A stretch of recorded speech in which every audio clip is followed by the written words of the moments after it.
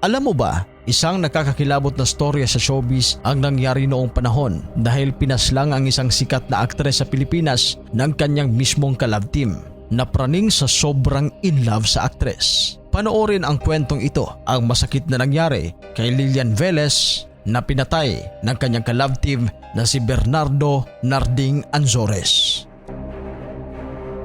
Si Lilian Velez ay ipinanganak noong March 3, 1924 sa Cebu City. Isa siya sa kilalang aktres noong dekada 30. Isa ang kanyang storya sa talagang hindi malilimutan sa showbiz industry. Ito'y dahil sa maaga niyang pagpanaw dulot ng kapwa niyang artista. Nakilala si Lilian sa showbiz matapos niyang magwagi sa amateur singing contest sa isang programa sa radyo noong kalagitnaan ng dekada 30 bago pa man sumiklab ang ikalawang digmaang pandaigdig.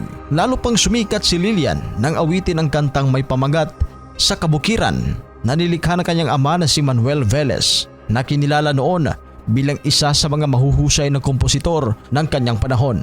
Matapos ang digmaan, muling umarangkada ang mundo ng pagtatanghal at pelikula. Ito ang simula ng muling pagsikat ni Lilian.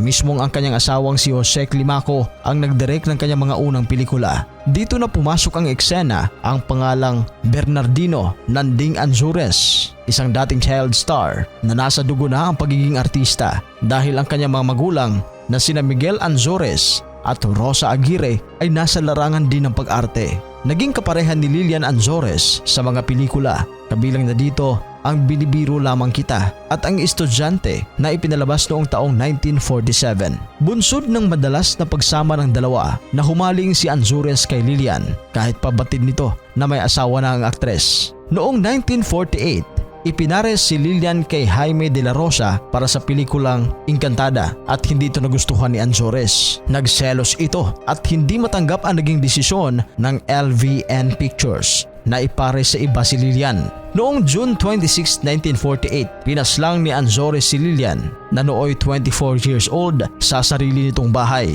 Matapos ang investigasyon, napag-alaman na noong June 26, 1948, dakong alauna ng madaling araw, sinadya ni Anzores ang tahanan ng pamilya ni Lilian. Kumatok ito sa tahanan ng mga Climaco pero hindi siya pinagbuksan.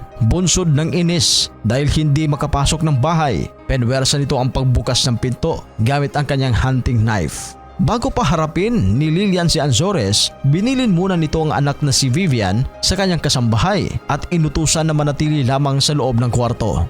Nang magharap ang dalawa, isinagawa ni Anzores ang mga binabalak nito. Pilit nitong inangkin si Lilian pero nagpumiglas ang aktres at nadapa. Dito daw umano inumpisahan ni Anzores na undayanan ng mga saksak ang aktres. Sa kabila nito, nagawa pa ni Lilian ang bumangon at tumakbo papunta sa kanyang kwarto.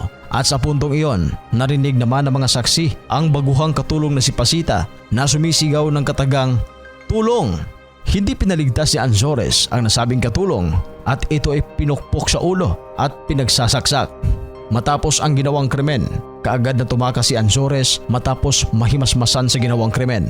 Samantala, hindi naman nailigtas ang buhay ni Lilian at ng kanyang katulong na si Pasita. Sila ay tuluyang pumanaw dahil sa mga tinamong saksak sa katawan. Dahil sa krimeng naganap, kaagad na pinaghahanap ng kapulisan ang kriminal na si Anzores. At alas 7:15 ng umaga nang ito ay sumuko kinabukasan. Paliwanag niya, wala umano siyang galit sa pamilya Climaco at wala umano siya sa sarili ng gawin ng krimen.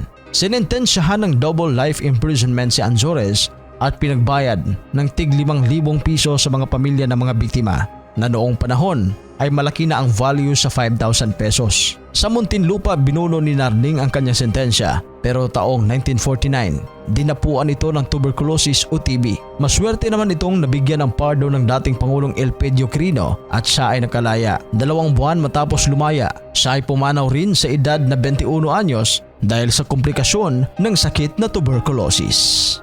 Ano ang reaksyon ninyo dito? Please comment down below. At sa mga hindi pa nakapag-subscribe, huwag kalimutan mag-subscribe sa Showbizcaster. Maraming salamat po.